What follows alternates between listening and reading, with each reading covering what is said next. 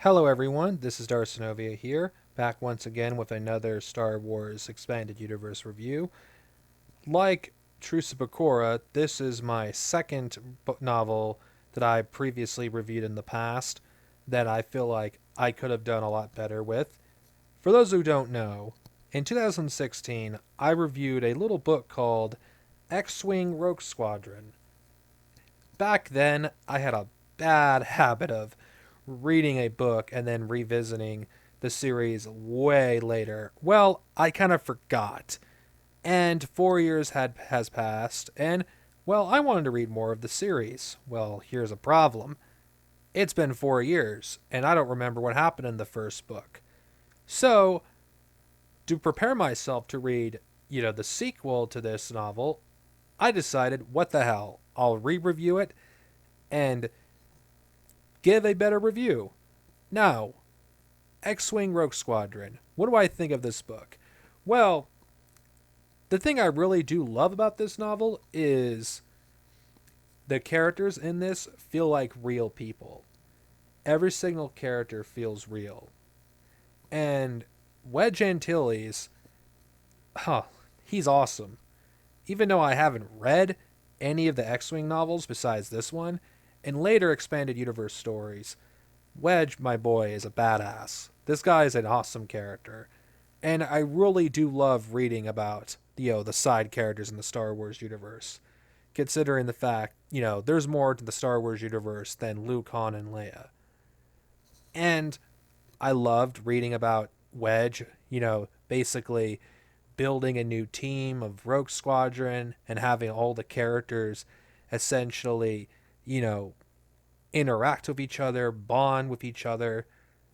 And I just loved learning more about Corellian culture because you get far more into that. Yes, Han Solo, he's Corellian, but you don't get to actually really explore Corellia in culture through the perspective of anyone but Han unless you were to read this. Corran Horn, he's an awesome character. Even though I haven't read a good chunk of his stories, the X-Wing novels are essentially majority of his, where his character development, comes from. But what little I've read from him, I've enjoyed everything with Corran Horn. And this, book hasn't changed my mind about the character. In fact, reading this book again makes me regret not continuing on with the series. Instead of like going all over the place in the expanded universe timeline in 2016, I think I should have stuck in one specific spot like I'm doing right now because I missed out on a lot of stories.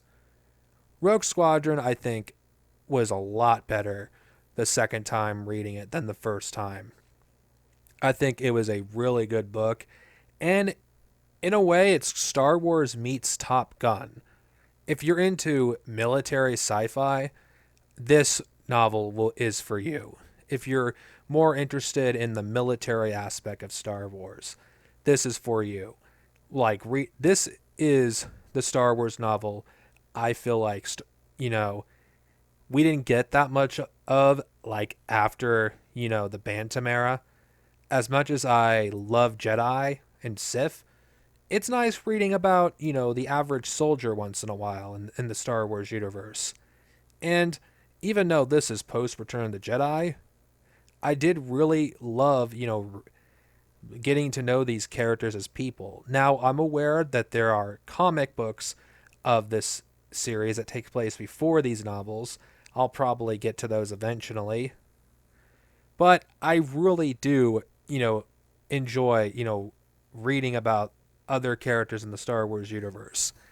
And Michael Stockpole does a really good job writing space battles. And the villains that are introduced in here, I really enjoyed. In fact, I really wish I would have continued reading this series after this one. Well, that's a mistake I'm going to rectify because in the next Star Wars, Legends episode, I'm going to review Wedge Gamble. So, for those of you who watch this review, My previous review is officially garbage and obsolete. Don't bother with that review. This is the definitive version. I give this story a classic rating.